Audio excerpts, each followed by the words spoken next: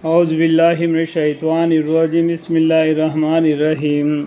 اور تمام آدمی ایک ہی طریقے کے تھے، پھر اپنی قذرائی سے انہوں نے اختلاف پیدا کر لیا۔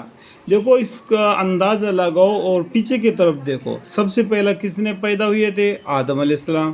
اس کے بعد میں ان کی بیوی ہماری دادی حوا علیہ السلام، اور ان سے اولاد ہوگی تو تمام مسلمان ہو گئے نا۔ اس کے بعد میں جیسا یہ 1 سے 4، 4 سے 8، 8 سے 16، 3200، 100، 200، 400، 500 ہو گئے، تو اس کے بعد میں کیا گیا؟ وہ اختلاف ہو گئے۔ جس طریقے سے جو کام کرتا ہے وہ کام کے طریقے سے وہ اس طریقے سے بن گیا۔ آدمی لوگوں نے کیا کیا؟ اپنے آپ میں اپنے کو کیا کیا گھیر لیا، ایک ایک گروہ بن کے۔ سمجھ میں آپ گیا؟ پھر اپنی قدرت سے انہوں نے اختلاف پیدا کر لیا اپنا دل دماغ سے۔ اور اگر ایک بات نہ ہوتی جو آپ کے رب کے طرف سے پہلے ٹھہر چکے، تو جس چیز میں یہ لوگ اختلاف کر رہے ان کا قطع فیصلہ دنیا میں ہو چکا ہوتا۔ اللہ تعالیٰ نے ایک بات ٹھہرا رکھا ہے کہ قیامت کے دن ان کا پورا فیصلہ ہو جائے گا، اس لیے اللہ تعالیٰ قیامت تک کے لیے صبر کرتے ہیں۔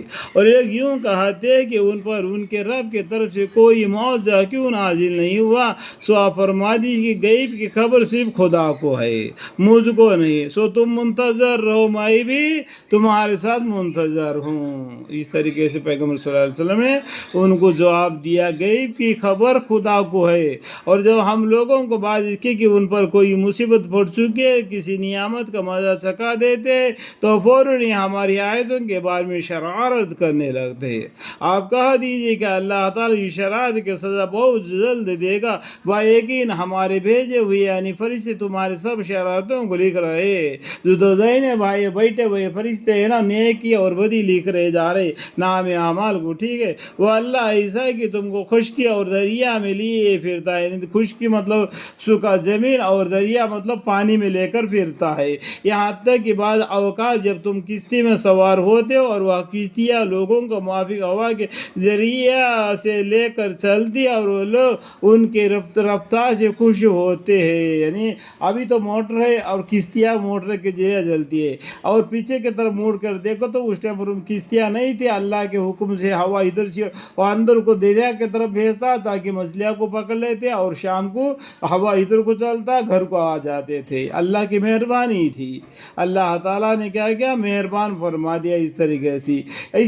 اسی طریقے سے ان کا یہ چل رہا ہوگا تو ایک دم دفعتاً سے خوشی ہوتے ہیں، یعنی اس طریقے سے نرمی سے ہوا چلتی ہے اور کشتی دریا سے پار آ جاتی ہے، تو مچھلیوں کو لے کر گھر آ جاتے ہیں، تو اپنا زندگی گزارتے تھے ایسا۔ اور ایک دھون کا اگر اسی حالت میں دفعتاً مطلب ایک مرتبہ اور ان پر ایک جھون کا مخالف کا ہوا کا آتا ہے، مخالف یعنی الٹا ہوا، ایک دم تیزی ہوا آ جاتا ہے، سو پانی ایک دم اڑ جاتا ہے۔ دیکھیں نا تو سمندر کا پانی کیسا لہریں آ جاتے ہیں، ایسا لہریں اگر آئیں گے تو اس طرح ہر طرف سے ان پر موجیں اٹھے چلے آتے ہیں اور سمجھتے ہیں کہ بڑے آگہرے، اس سب خالص اعتقاد کر کے اللہ ہی کو پکارنے لگتے۔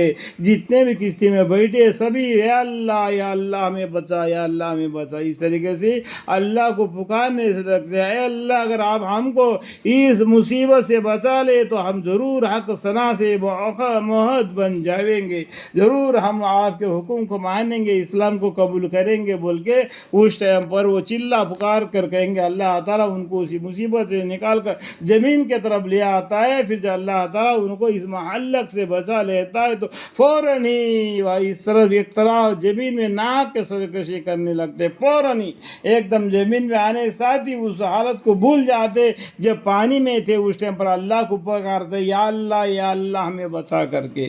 اگر ابھی جب زمین پہ آ گئے تو ایک دم وہ بات کو بھول جاتے، بس وہی دھندا شروع کرتے جو نفرانی دھندا۔